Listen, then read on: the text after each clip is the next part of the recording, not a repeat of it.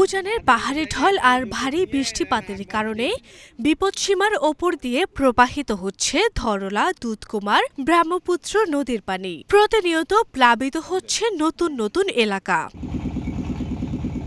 বিভিন্ন ফসলের ক্ষতির পাশাপাশি রাস্তাঘাট তলিয়ে যাওয়ায় বিচ্ছিন্ন হয়ে পড়েছে যোগাযোগ ব্যবস্থা।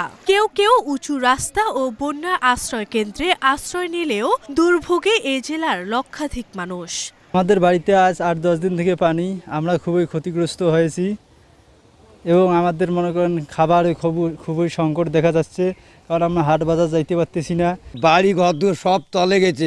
যে আমার কিছু সাহায্য করবে, সাহায্যের কোনো হাত নাই, কোনো ব্যবস্থা নাই। 3 দিন ধরে মানুষ অন্তর না খায় আছে, অনেক লোক না কিছু খানা পাচ্ছে না, বাড়ি হতে পারছে না, খানাও পাচ্ছে না। বাড়ি ঘর ডুবে গেছে, আস্তার মধ্যে আছি, বাড়ির মধ্যে যাওয়ার সমস্যা নাই, খাওয়া খাদ্য খাওয়ার সমস্যা নেই, পর্যন্ত খাই নাই।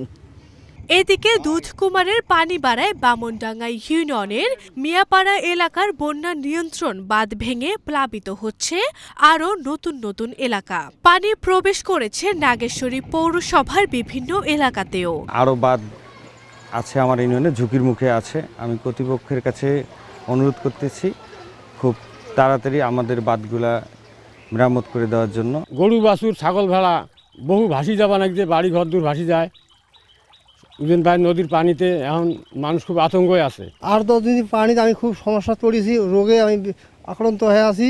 অন্যদিকে জেলা প্রশাসনের পক্ষ থেকে বন্যা কবলিত এলাকায় পাঠানো হয়েছে ত্রাণ সামগ্রী। সদাশয় সরকার এর মধ্যে আমাদেরকে 500 মেট্রিক টন চাল এবং 20 লক্ষ টাকা নগদ সহায়তা বরাদ্দ প্রদান করেছেন। স্বাভাবিকভাবে বলা যায় যে ত্রাণ সহায়তার ক্ষেত্রে কোনো ধরনের সমস্যা নেই। আমরা সার্বিকভাবে সদাশয় সরকারের পক্ষ থেকে প্রস্তুত রেখেছি।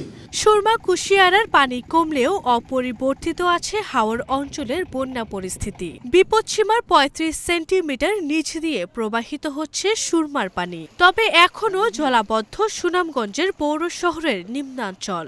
অপরিবর্তিত রয়েছে জামালপুরের বন্যা পরিস্থিতিও। আরভি ইসলাম হিমু, এশিয়ান টেলিভিশন।